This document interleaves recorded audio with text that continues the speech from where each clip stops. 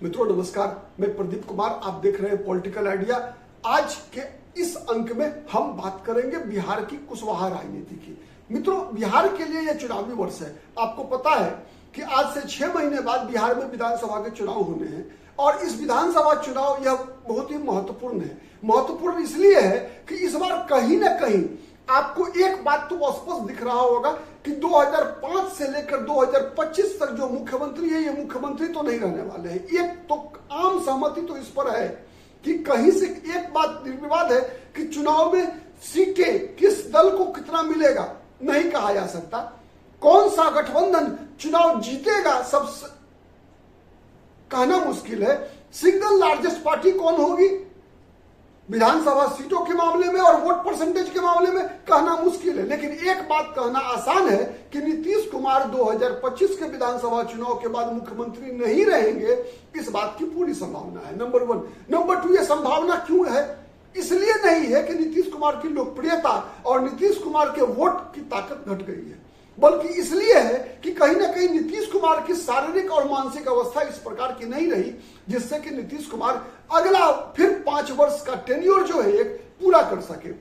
दूसरी बात, आप याद कीजिए 2020 के बिहार विधानसभा चुनाव प्रचार का अंतिम दौर, जब नीतीश कुमार ने अंतिम चरण के मतदान के दौरान लगातार ये घोषणा की कि मेरा यह अंतिम चुनाव है, और इसी आधार पर और शायद भगवान ने भी उनकी सुनी। वैसे हमारी व्यक्तिगत रूप से नीतीश कुमार के स्वास्थ्य के प्रति बहुत गहरी सहानुभूति है, होनी भी चाहिए, ठीक है, कहीं कोई दो मत नहीं है। नीतीश कुमार की बिहार की राजनीति में कितना बड़ा योगदान रहा है, इस बात से कोई इनकार नहीं कर सकता। लेकिन सवाल यह है कि शरीर और स्वास्थ्य पर नियंत्रण तो मेरा नहीं हो सकता। इसीलिए जो वास्तविकता है, बिहार की राजनीति की जो वास्तविकता है, राज्य का हित सर्वोपरि है। इसीलिए एक बात तो निश्चित रूप से समझ में आती है कि नीतीश कुमार की जो स्वास्थ्य की स्थिति है उसके आधार पर अब समय आ गया है जब नीतीश कुमार को बिहार के मुख्यमंत्री पद की कुर्सी छोड़ देनी चाहिए।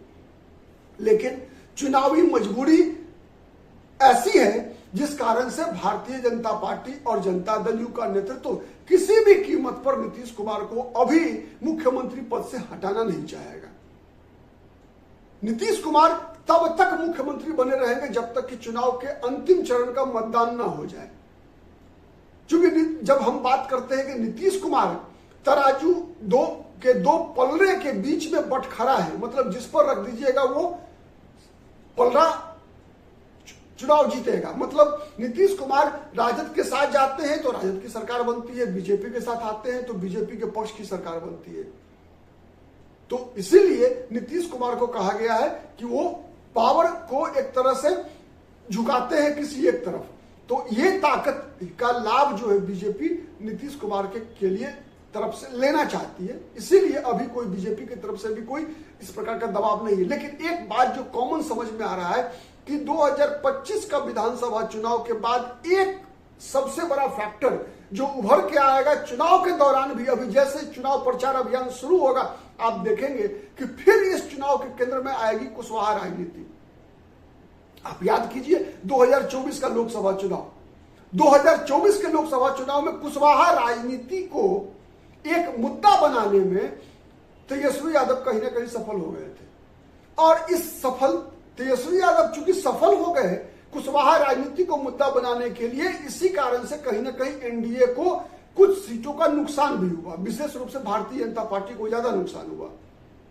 आप कह सकते हैं कि जो शाहबाद का इलाका था, जो मगध का इलाका था, उसमें आरजेडी, सीपीआई, एमएल, इन दो पार्टियों को इसका फायदा मिला। यहां तक कि सासाराम लोकसभा सीट पर कांग्रेस पार्टी के जिस मनोज राम के चुनाव जीतने की संभावना कम बताई जा रही थी, वो भी चुनाव जीत गए केवल कुशवाहा फैक्टर से। तो जिस प्रकार से उस चुनाव में हुआ था, क्या मैं याद दिला दूं, आरजेडी ने बहुत ही सुनियोजित तरीके से पहली बार जो टिकट का बंटवारा किया उसमें कुशवाहा जाति के उम्मीदवारों को प्रमुखता दिया गया। जैसे उदाहरण के लिए मैं बताऊं, प्रायः औरंगाबाद सीट से जब आरजेडी लड़ा करती थी चुनाव तो वहां से आरजेडी के उम्मीदवार हुआ करते थे यादव जाति से, या कांग्रेस लड़ती थी तो राजपूत जाति का उम्मीदवार हुआ करता था। इस बार आरजेडी ने सुनियोजित तरीके से वहां से एक कुशवाहा को उम्मीदवार बनाया, अभय मेहता को। दूसरा, नवादा लोकसभा सीट से भी आरजेडी जब कभी भी चुनाव लड़ी तो वहां से यादव जाति के उम्मीदवार होते थे, चाहे वो लोकसभा हो चाहे विधानसभा हो। विधानसभा चुनाव में भी अगर देखेंगे तो यादव के बदले अगर कभी किसी अपवाद स्वरूप अगर आरजेडी को दांव लगाना पड़ा गैर यादव पर तो मुसलमान पे दांव लगता था। इस बार औरंगाबाद के साथ साथ नवादा से भी एक श्रवण कुशवाहा को आरजेडी ने एक कुशवाहा जाति के उम्मीदवार को टिकट दिया। इसके अलावे देखिए, इसके अलावे काराकाट लोकसभा सीट पर भी सीपीआईएमएल के जो उम्मीदवार थे वो भी कुशवाहा जाति के थे। मतलब एक ही गठबंधन से 3 उम्मीदवार कुशवाहा समाज के थे, जिसका कि लाभ मिला आरजेडी को। 3 में से 2 सीटें आरजेडी और महागठबंधन के लोग जीतने में सफल रहे। काराकाट से राजाराम सिंह कुशवाहा चुनाव जीत गए और औरंगाबाद से अभय वर्मा चुनाव जीतने में सफल रहे। सासाराम चूंकि अनुसूचित जाति के लिए रिजर्व सीट है तो वहां भी कांग्रेस पार्टी को सफलता मिली और सबके पीछे सबसे बड़ा फैक्टर था कुशवाहा पॉलिटिक्स। तो जितना बेहतर तरीके से आरजेडी ने कुशवाहा राजनीति को साधने में सफलता मिली आरजेडी को, ऐसा पहले कभी नहीं हुआ था। कहा जाता है, यह भी कहा नहीं जाता बल्कि यह सच है कि सम्राट चौधरी कुशवाहा जाति को उस समय बीजेपी के प्रदेश अध्यक्ष हुआ करते थे और डिप्टी सीएम भी थे। गांव गांव कुशवाहा जाति के गांवों में घूमते रहे लेकिन फिर भी सम्राट चौधरी को सफलता नहीं मिली। कुशवाहा समाज के सबसे बड़े नेता उपेंद्र कुशवाहा खुद चुनाव लड़ रहे थे काराकाट से, वहां भी एक मुश्त वोट उपेंद्र कुशवाहा को नहीं मिला, वहां भी कुशवाहा मतों में विभाजन हो गया। तो ये कुशवाहा राजनीति का ही परिणाम था कि बीजेपी को इस बार जो है 17 सीटें लड़के मात्र 12 सीटें मिली। बीजेपी अगर कुशवाहा राजनीति को साथ ली होती है अगर तो 17 के 17 मिलती, लेकिन केवल कुशवाहा फैक्टर ही ऐसा था जिस कारण से बीजेपी को ये नुकसान हुआ। यहां तक कि आप कह सकते हैं कि पटना जो पटना साहिब पार्लियामेंट्री कंस्टिट्यूंसी है, यहां भी कांग्रेस पार्टी ने एक कुशवाहा जाति के उम्मीदवार को लड़ाया और पहली बार हम लोगों ने, जैसे मैं अपनी आयु के अनुसार 1989 से लेकर आज तक का चुनाव को देखता आ रहा हूं, पहली बार मैंने देखा कि पटना साहिब संसदीय सीट पर कुशवाहा जाति के मतदाताओं ने बीजेपी को वोट नहीं दिया। जो कैडर वोट थे वो मिला बीजेपी को, लेकिन प्रायः कुशवाहा जाति के वोटर्स ने पहली बार कांग्रेस के उम्मीदवार को वोट दिया। यहां क्योंकि मीरा कुमार के पुत्र लड़ रहे थे यहां से, शायद आपको जानकारी है या नहीं, मैं बताऊं दर्शकों की जानकारी के लिए। मीरा कुमार बाबू जगजीवन राम की पुत्री है, लेकिन मीरा कुमार के पति कुशवाहा जाति से थे और जो उनके पुत्र हैं वो इसीलिए उनके पुत्र कुशवाहा जाति से हैं, तो वो अनुसूचित जाति के लिए सुरक्षित सीट पर चुनाव नहीं लड़ सकते, सामान्य सीट से चुनाव लड़ते हैं वो। ठीक, तो ये परिस्थिति थी, तो बीजेपी को नुकसान हुआ। अब सवाल ये उठ रहा है कि इस साल 6 महीने बाद विधानसभा में चुनाव होना है, इसमें क्या होगा? इसमें सबसे बड़ा फैक्टर क्या बन रहा है कि भारतीय जनता पार्टी, अब देखिए अभी जो नीतीश कुमार चीफ मिनिस्टर है और सम्राट चौधरी डिप्टी चीफ मिनिस्टर है, तो एक जो परिस्थितियां बन रही है उसमें नीतीश कुमार कहीं ना कहीं मुख्यमंत्री होते हुए भी अब केवल नाम के मुख्यमंत्री रह गए हैं और मुख्यमंत्री पद की शक्तियों का उपयोग करना सम्राट चौधरी ने शुरू कर दिया है। अब देखिए लोकसभा चुनाव की तुलना में विधानसभा का परिणाम कैसे उल्टा पुल्टा हो रहा है। मुख्यमंत्री पद की सभी शक्तियों का उपयोग नीतीश कुमार के मुख्यमंत्री होते हुए भी सम्राट चौधरी कर रहे हैं। इसके कई उदाहरण विगत 15 दिनों के अंदर में आपको मिला होगा और आने वाले दिनों में आप देखते रहिए नीतीश कुमार केवल और केवल 100 पीस मुख्यमंत्री बनकर रह रहे हैं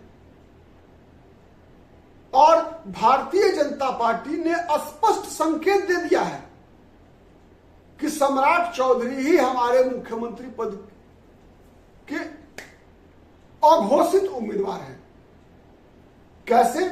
आप देख लीजिए विधानसभा की प्रोसीडिंग को भी। अभी बिहार विधानसभा का बजट से तो खत्म हुआ। बिहार में 2 डिप्टी सीएम हैं, दोनों बीजेपी से हैं, एक सम्राट चौधरी है, दूसरे विजय सिन्हा है। कहीं भी विजय सिन्हा को डिप्टी सीएम वाला महत्व नहीं मिल रहा है।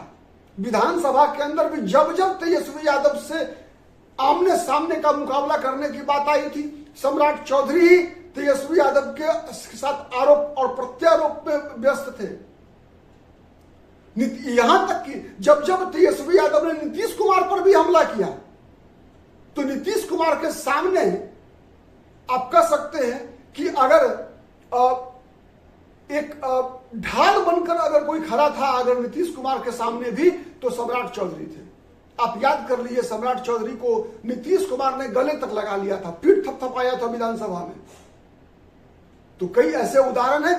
तो अंतोगत्वा आप ये निश्चिंत रहिए, और इसके जवाब में जिस प्रकार से एनडीए और भारतीय जनता पार्टी सम्राट चौधरी को आगे बढ़ा रही है, निश्चित रूप से आरजेडी के लिए भी और जो बीजेपी विरोधी जो गठबंधन, जो महागठबंधन है, उसमें भी कहीं ना कहीं उस गठबंधन के लिए भी एक चुनौती होगा कि कुशवाहा राजनीति को साधने का या जवाब देने का।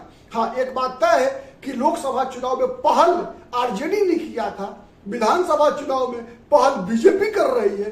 अंतोगत्वा फायदा कुशवाहा समाज का होने वाला है। याद कीजिए, बिहार में की जो आबादी है हिंदू समाज के अंदर, उसमें कहा जाता है कि कुशवाहा जाति दूसरे नंबर की संख्या के मामले में जाती है। लेकिन अब तक कुशवाहा जाति से मात्र एक मुख्यमंत्री रहा, वह भी शायद 1 दिन या 5 दिन के लिए सतीश प्रसाद सिंह। अब तक कोई कुशवाहा जाति का मुख्यमंत्री नहीं बन पाए हैं, एक सतीश प्रसाद सिंह को छोड़कर। तो क्या 2025 के बिहार विधानसभा चुनाव के बाद बिहार किसी कुशवाहा के बेटा को मुख्यमंत्री के रूप में देखेगा? नंबर 1। नंबर 2, एक और खुशखबरी है कुशवाहा समाज के लिए कि बहुत जल्द लोकसभा का सत्र खत्म हुआ है। बहुत जल्द बिहार के कुशवाहा समाज के सबसे बड़े नेता उपेंद्र कुशवाहा केंद्र सरकार में मंत्री भी बनने वाले हैं। बहुत जल्द केंद्रीय मंत्रिमंडल में फेरबदल होने वाला है और कुशवाहा समाज के उपेंद्र कुशवाहा को केंद्रीय मंत्रिमंडल में स्थान मिलना लगभग तय है। ठीक है, आज के लिए इतना ही। बहुत बहुत धन्यवाद। जय हिंद, जय भारत।